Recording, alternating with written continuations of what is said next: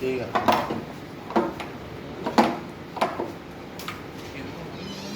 सभी को मेरा नमस्कार। आप सबको मेरा नमस्कार। सबसे पहले तो मैं आपको वेलकम करता हूं कि आप आए यहाँ पे और हमारा यहाँ पे कवरेज के लिए। और हमारे साथ आज कवरेज में मौजूद है मेरे राइट साइड में रविंद्र कौल साहब, जो कि एक जर्नलिस्ट हैं और बहुत अच्छे कल्चर क्रिटिक हैं। और लेफ़्ट साइड में मुश्ताक साहब हैं, मुश्ताक आक साहब, एमिनेंट थिएटर पर्सनैलिटी हैं ये। तो आज हम इकट्ठा हुए हैं यहाँ पे harmony India awards 2022 8th addition जो है उसके अवार्डीज़ डिक्लेयर करने के लिए। और मैं स्टार्ट करूँगा थोड़ा सा। पहले मैं आपको अपना भी बता दूँ, मैं हार्मनी इंडिया का डायरेक्टर हूँ और उसके अलावा सिंगर म्यूज़िक कंपोज़र हूँ मैं। तो मैं इसके साथ हमारी ऑर्गेनाइजेशन जो है उसका नाम हार्मनी कल्चरल फाउंडेशन है, जो 2014 से काम कर रही है, पर्टिकुलरली जम्मू कश्मीर के आर्ट एंड कल्चर के डेवलपमेंट में, उसके इजाफे में उसके लिए काम कर रही है, जिसमें हमने काफ़ी सारे म्यूज़िक प्रोडक्शंस किए हैं, आर्ट से रिलेटेड एक्टिविटीज़ की हैं, रिकॉर्डिंग्स की हैं। हमारा स्टूडियो है तो वहाँ पे हम सारा प्रोडक्शन वर्क करते हैं।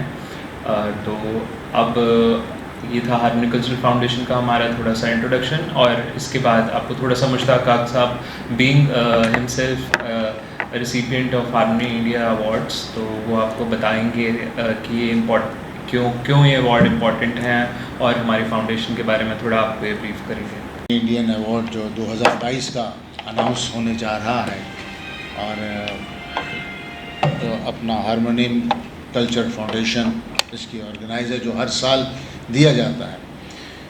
ये अवार्ड क्यों है, किस लिए है, ये थोड़ा सा लोगों तक पहुंचना चाहिए। ये अवार्ड हर साल जम्मू कश्मीर से जो लोग आर्ट, कल्चर, लैंग्वेजेस में या किसी और फील्ड में, जर्नलिज़म में, इसके अलावा लिटरेचर में, स्पोर्ट्स में या किसी और एनजीओ के तौर पे सोशल कॉज के लिए जो लोग काम कर रहे हैं, उनको दिया जाता है। और इसमें एक साफ़ सुथरा प्रोसेस रहता है, और इस प्रोसेस में कोई ऐसी दाएं बाएं वाली बात बिल्कुल नहीं होती। जिसे अवार्ड मिलता है उसे भी पता नहीं होता है कि मेरा अवार्ड है, क्योंकि ना तो किसी से प्रोफाइल मांगा जाता है, ना किसी से बायोडाटा मांगा जाता है, कुछ नहीं होता है।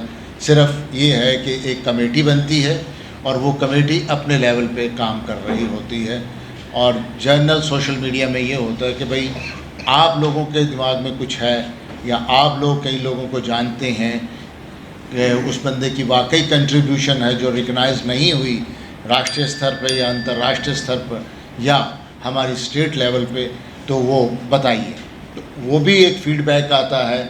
उस फीडबैक के साथ साथ जो हमारी जूरी कमेटी बैठती है उसमें अलग अलग फील्ड के लोग होते हैं, ताकि एक ही फील्ड के लोग ना हो के बिल्कुल इंसाफ हो सके, हर फील्ड वाला आदमी अपनी बात उसमें कह सकता है। उसके साथ साथ जो अवार्ड अनाउंस होता है, और जब मुझे ये हार्मनी अवार्ड मिला तो मुझे ऐसा लगा कि नहीं, मेरे कंधे पे जिम्मेदारी बढ़ गई है। मुझे हार्मनी फाउंडेशन ने एक ज़िम्मेदारी दे दी है, ये अपना हार्मनी इंडियन अवार्ड दे के। मैं अब ज़्यादा ज़िम्मेदार हूँ अपने फील्ड को लेके, जिम्मेदारी का मुझे और एक एहसास हो जाता है। तो ये अवार्ड हमारी स्टेट के लिए इसलिए ज़रूरी है कि हमारे कई कलाकार कई अलग अलग शोबे में जो काम कर रहे हैं, जो फील्ड में काम कर रहे हैं, उनके बारे में लोगों को पता नहीं होता है, और उनको कहाँ से निकालते हैं, या ज्यूरी वाले या कहीं से फीडबैक मिलता है, तो उसके मुताबिक ये अवार्ड अनाउंस होता है। और आज जो ये आपके समक्ष सब लोग हम आए हैं, और ये इसीलिए आए हैं कि आज वो अवार्ड अनाउंस करेंगे।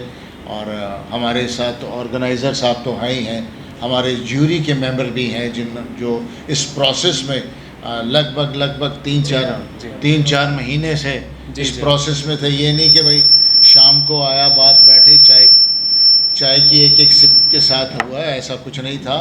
एक 3-4 महीने का ये प्रोसेस रहा है। सोशल मीडिया पे भी इसके बारे में लिखा जा रहा था, अच्छा रिस्पॉन्ड भी आ रहा था।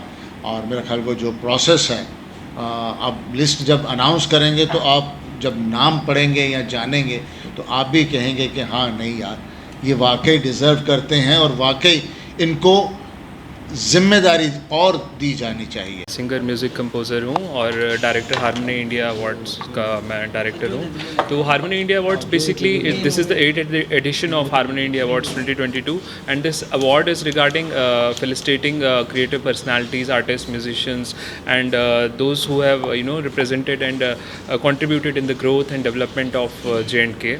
तो ये अवार्ड्स जो है हमारी हारमोनी कल्चरल फाउंडेशन है जिसके थ्रू अवार्ड्स दिए जाते हैं हर साल, और इस साल जो है जैसे कि डिक्लेयर अभी हो ही चुका है कि अवार्ड्स क्या हैं। तो ये हमारा सिलेक्शन प्रोसेस होता है जिसमें जूरी होती है, जिसमें रविंद्र कौल जी एक मेंबर यहाँ पर जो बैठे हैं वो भी हैं उसके अंदर जूरी में, और हमारी एक टीम है जो कि ये प्रोसेस पूरे नॉमिनेशन सिलेक्शन के थ्रू होता है प्रोसेस।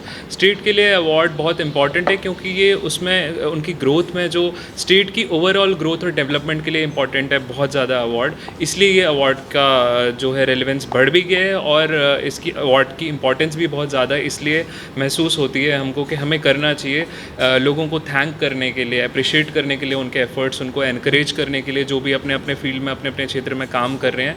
तो ये हारमोनी इंडिया अवार्ड्स की कोशिश पहले भी थी, है अभी भी, और कल्चर को प्रिजर्व, प्रमोट और प्रोपोगेट करने में आगे भी रहेगी। Thank you. Brij Kishori Jutshi ji theatre और टेलीविज़न की बहुत सीनियर एक्टर हैं। बहुत सालों से वो पहले थिएटर में, फिर रेडियो में, फिर टेलीविज़न में वो काम करती आ रही है। उनको ये दिया जा रहा है। दूसरा अवार्ड जो नेशनल आइकॉन अवार्ड है, जो राष्ट्रीय चिन्ह के वो चिन्हित अवार्ड है, नेशनल आइकॉन अवार्ड, वो M.K. रैना जी को दिया जा रहा है जो संगीत नाटक अवार्डी है, पूरे देश और विदेशों में प्रसिद्ध थिएटर कलाकार हैं, उनको ये दिया जा रहा है। और हारमोनी इंडिया स्पेशल अवार्ड इस बार दिया जा रहा है डॉक्टर दरख्शां अंद्राबी को, जो वो सोशल वर्क करती हैं और जो लिटरेचर में उनका कंट्रीब्यूशन है। वो एक NGO चलाती है, उसमें बहुत सारा काम करती है। उनको लाइफ टाइम अचीवमेंट अवार्ड इस बार दिया जा रहा है प्रोफेसर रतनलाल शांत जी को।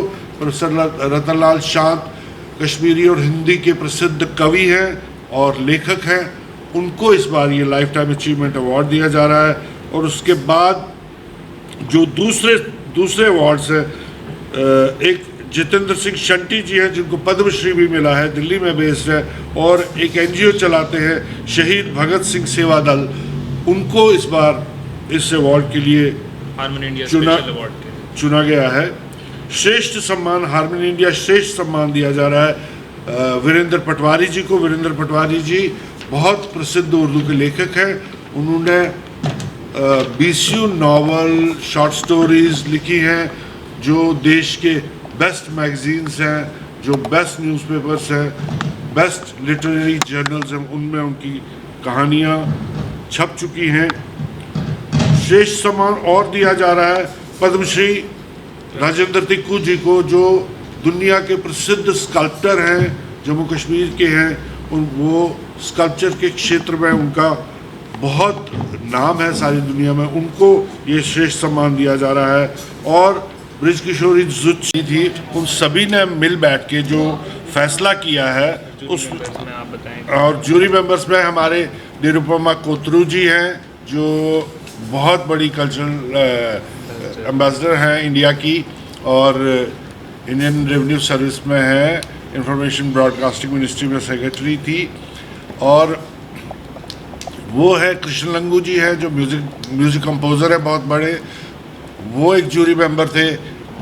एक वीर मुंशी जी है जो बहुत बड़े आर्टिस्ट है, गुड़गांव बेस्ड J&K के आर्टिस्ट हैं वीर मुंशी, वो थे। एक मैं था, मैं पिछले, ज़्यादातर लोग मुझे आप जानते ही हो, मैं पिछले 40 साल से यहाँ थिएटर आर्ट क्रिटिक हूँ, कल्चर क्रिटिक हूँ, और यहाँ के एक सबसे बड़े अखबार में लिखता हूँ।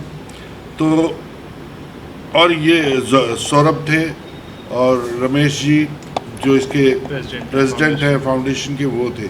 तो हम सब ने मिल बैठ के जो फैसला किया है उसके अनुसार जो अवार्ड इस बार दिए जा रहे हैं, एक बार एक नया अवार्ड इसमें हमने इंट्रोड्यूस किया इस साल। पंडित भजन सोपुरी जी जो विश्व प्रसिद्ध संतूर वादक थे, उनका अभी हाल ही में निधन हो गया दिल्ली में, तो उनके नाम पे एक अवार्ड इंस्टीट्यूट किया गया है और वो अवार्ड है पंडित भजन सोपोरी स्मृति सम्मान।